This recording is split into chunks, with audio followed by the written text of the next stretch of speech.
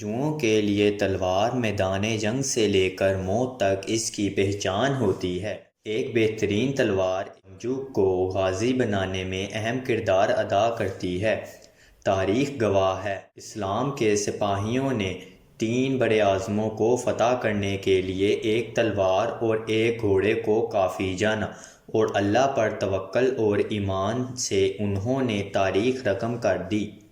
اسلامی تاریخ میں حضرت علی جیسا بہادر سپاہی پیدا نہیں ہوا، اور جتنی شہرت حضرت علی کی تلوار کو ملی شاید ہی کسی تلوار کو ملی۔ پیارے دوستو، آج کی اس ویڈیو میں ہم آپ کو حضرت علی رضی اللہ تعالیٰ عنہ کی تلوار کے بارے میں بتائیں گے۔ کیا واقعی یہ تلوار آسمانوں سے آئی ہے؟ اور نبی کریم صلی اللہ علیہ وآلہ وسلم نے اس تلوار کے بارے میں کیا فرمایا؟ نیز حضرت علی کی تلوار دکھتی کیسی تھی؟ نبی کریم صلی اللہ علیہ وآلہ وسلم کا ارشاد ہے، ذوالفقار جیسی کوئی تلوار نہیں۔ دراصل اس تلوار کی پشت پر انسانی ریڑھ کی ہڈی کی طرح پشت و بلند خوار ہے، جو 2 دھاڑوں میں بٹی تھی، اس لیے اس تلوار کا نام ذوالفقار پڑا۔ علماء اور مورخین نے اس تلوار کو بہترین ہتھیار کا نام دیا ہے، جبکہ محققین کی ایک جماعت اس تلوار کو ایک آسمانی تلوار مانتی ہے، جو نبی کریم صلی اللہ علیہ وآلہ وسلم کو عطا کی گئی اور پھر آپ نے حضرت علی کو دے دی، جو آپ کی نسلوں میں منتقل ہوتی گئی۔ یہ تلوار نبی کریم صلی اللہ علیہ وآلہ وسلم کو کہاں سے ملی؟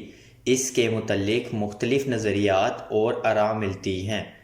اہل سنت کی کتابوں کے مطابق یہ تلوار قریش مکہ نے بنوائی تھی، جس میں چین اور ہند سے لائے گئے لوہے اور مدر نیاز شامل تھے۔ تلوار اس ابن مروہ کے پاس تھی، جو کفار مکہ سے تھا، اور صحابہ نے اسے جنگ بدر میں قتل کیا تھا، لہٰذا اس کی تلوار بھی مال غنیمت میں آ گئی اور نبی کریم صلی اللہ علیہ وآلہ وسلم کے پاس ہی رہی، یہاں تک کہ غزوہ احد لڑی گئی، جس میں حضرت علی نے نبی کریم صلی اللہ علیہ وآلہ وسلم کے لیے جان نثاری کی اور بہت سی قربانیاں دیں، جس پر نبی کریم صلی اللہ علیہ وآلہ وسلم نے فرمایا، میں علی سے ہوں اور علی مجھ سے ہے۔ پھر آپ نے ذوالفقار حضرت علی کو دی۔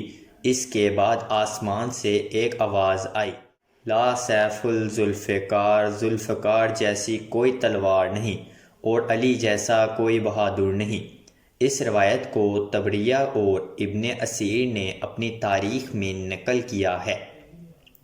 اللہ نے سورۃ حدید میں فرمایا، اور ہم نے لوہا بھی اتارا جس میں سخت جنگ کی سامان اور لوگوں کے فائدے بھی ہیں۔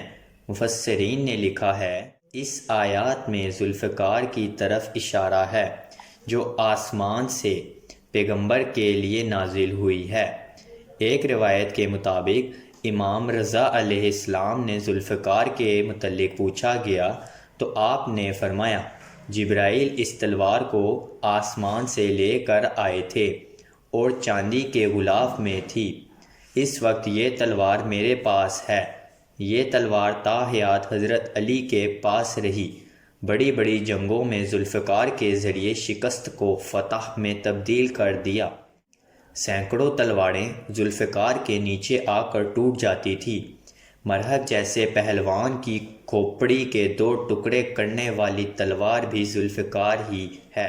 طبری نے لکھا ہے کہ غزوہ احد سے جب علی علیہ السلام واپس لوٹے تو ہاتھ سے لے کر کندھوں تک پورے بازو کفار کے خون سے لت پت تھے، اور ذوالفقار آپ کے ہاتھ میں تھی۔ حضرت علی کی شہادت کے بعد یہ تلوار امام حسین علیہ السلام کے پاس رہی۔ میدان کربلا میں بھی امام حسین نے ذوالفقار سے جنگ لڑی اور شہید ہوئے۔ روایات میں آتا ہے، ایک بار یزید نے اس تلوار کو امام زین العابدین کے حوالے کر دیا، جس کا ذکر صحیح البخاری میں بھی ملتا ہے۔ اس طرح آپ کی اولاد میں یہ تلوار امام باقر اور امام جعفر علیہ السلام کے پاس رہی۔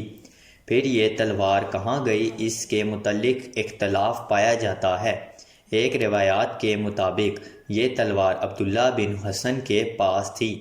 جب انہوں نے خلافت عباسیہ کے خلاف منصور کے خلاف بغاوت کی تو انہیں شہید کر کے یہ تلوار عباسیوں نے لے لی، اور پھر قاہرہ میں جب فاطمیوں کی حکومت آئی تو یہ تلوار ان کے پاس گئی۔